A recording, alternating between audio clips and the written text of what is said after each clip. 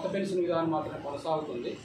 Central government 57వ number GO number ప్రకారం 50 number ప్రకారం చేయొచ్చని ఇచ్చింది. గత ప్రభుత్వం దానిని ఇంప్లిమెంటేషన్ చేయలేకపోయింది. అది వచ్చే విధంగా ఎమ్మెల్సీ నర్సు గారు కనుక వారు తెలుస్తున్నారు కాబట్టి ఆ సమస్యని పరిష్కారం అయ్యే విధంగా 2004లో తర్వాత అపాయింట్మెంట్ అయినటువంటి 2003 పిఎస్సీ వారిని ఓపీఎస్ విధానం పాత పెన్షన్ విధానం పెంచడానికి ఖచ్చితంగా వారు కృషి చేస్తారని తెలియజేశారు. ఇక దాంతోపాటు దగ్గరగా సర్వీసులు రూపొందించడంలో కొంత జాప్యం జరుగుతుంది. ఆ సర్వీస్ రూపొందించగానే మన ప్రమోషన్స్ బదిలీలు కూడా ఏ మేనేజ్మెంట్ ఆ మేనేజ్మెంట్ జరిగినాయి. అందరికీ ప్రమోషన్స్ వచ్చాయి, కానీ మండల అధికారులకు ప్రమోషన్స్, డిప్యూటీ డిఓస్ అంటే ఉప విద్యాధికారులు, ఐఐటీ లెక్చరర్స్ ఇలాంటి వాటికి ప్రమోషన్స్ గత 20 సంవత్సరాల నుంచి ఇవ్వట్లేదు. కానీ ఆ ప్రమోషన్స్ వచ్చే విధంగా దాన్ని ఏం చేస్తే ప్రమోషన్స్ వస్తాయనేది ప్రభుత్వంతో మాట్లాడి ఆ ప్రమోషన్స్ ఇచ్చే విధంగా ప్రయత్నం చేస్తామని తెలియజేశారు. దాంతోపాటు 5 రకాల గురుకుల పాఠశాలలో 010 ఉన్నటువంటి ఉద్యోగ ఉపాధ్యాయులకి 0108 ద్వారా జీతాలు వస్తున్నాయి. ఇప్పుడు కొత్తగా వచ్చినటువంటి గురుకుల పాఠశాలలో మహాత్మా జ్యోతిబా గురుకుల పాఠశాల కానివ్వండి, కేజీబీ పాఠశాల కానివ్వండి, మోడల్ స్కూల్ కానివ్వండి, కేజీబీ పాఠశాల రెగ్యులర్ కానీ మిగతా గురుకుల పాఠశాల రెగ్యులర్ అయిన వాళ్ళకి కూడా 010 పద్ధతి ద్వారా వాళ్ళకి జీతాలు రావట్లేదు. 010 పద్ధతి ద్వారా జీతాలు వచ్చే విధంగా గురుకుల పాఠశాల పనిచేసే వారికి హెల్త్ కార్డ్స్ రావట్లేదు.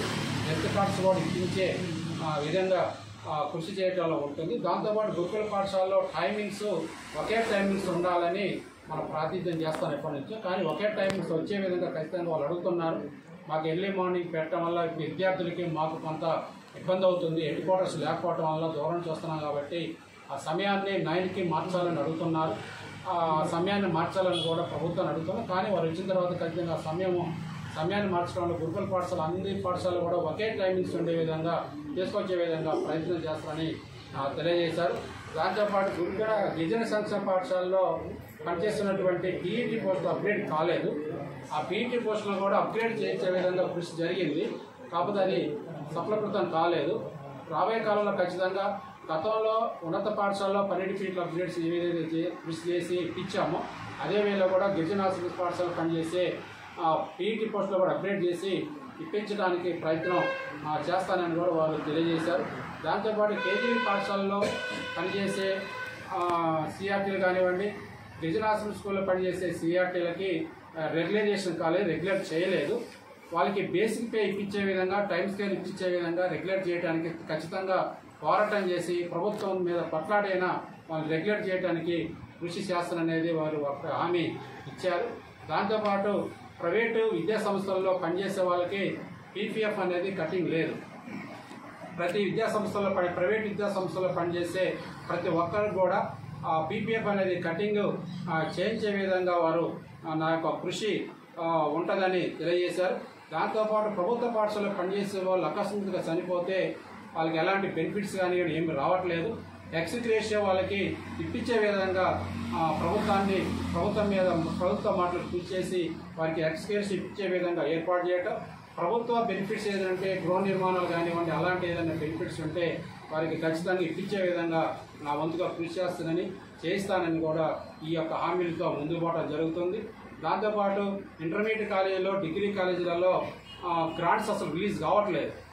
అవి వెంటనే రిలీజ్ అయ్యే విధంగా గెలిచిన తర్వాత ఆ గ్రాంట్స్ని వెంటనే రిలీజ్ అయ్యే విధంగా వారి యొక్క కృషి చేయడానికి ప్రయత్నం చేసి ఇప్పించే విధంగా గ్రాంట్స్ చేస్తున్నారు. దాంతోపాటు లైబ్రరీస్, సైన్స్ ల్యాబ్స్ ఇలాంటివి కూడా గవర్నమెంట్ కాలేజీలలో, డిగ్రీ కాలేజీలో కొత్తగా ఉన్నది. వాటిని కూడా ఓపెన్ చేసే విధంగా ఇచ్చే విధంగా ప్రయత్నం చేస్తున్నట్టున్నారు. తర్వాత రెండవది, డిగ్రీ కాలేజీల్లో అధ్యాపకాల్లో పనిచేసే వాళ్ళు పార్ట్ టైం అధ్యాపకులుగా, గెస్ట్ అధ్యాపకులుగా, కాంట్రాక్ట్ అధ్యాపకులుగా ఉన్నారు.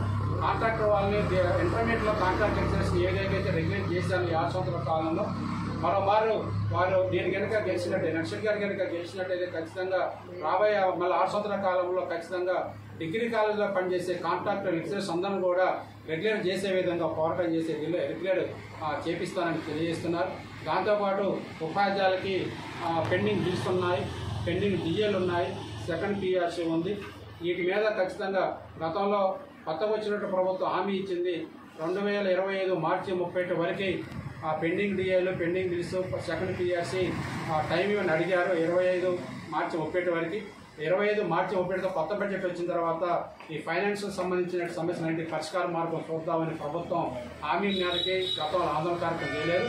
నర్సిరెడ్డి గారు ఖచ్చితంగా నేను గెలుస్తున్నా కాబట్టి నేను ఖచ్చితంగా వాటి మీద పోరాటం చేసి పెండింగ్ బిల్స్ కానివ్వండి, పెండింగ్ డిఏలు కానివ్వండి, సెకండ్ పిఆర్సీ ఇప్పించడంలో ఖచ్చితంగా కృషి చేస్తానని ఉపాధ్యాయులకి ఈ విధంగా హామీలు ఇవ్వడం అనేది జరుగుతున్నది. దాంతోపాటు ప్రభుత్వ పాఠశాలను కూడా బలోపేతం చేయడానికి ఖచ్చితంగా ఫండ్ని కేటాయించాలని, ప్రభుత్వ పాఠశాలలు బలోపేతం చేయడానికి, విద్యారంగాన్ని పరిరక్షించడానికి ఏదైతే ఉన్నాయో ఖచ్చితంగా విద్యా కమిషన్ ఏదైతే ఉందో ఆ విద్యా కమిషన్కి సవివరంగా ప్రభుత్వ పాఠశాలలు బలోపేతం చేయడానికి ఎట్లయితే బలోపేతం ఆ విధంగా నా యొక్క కృషి ఉంటుందని వారు తెలియజేశారని సందర్భంగా తెలియజేశారు.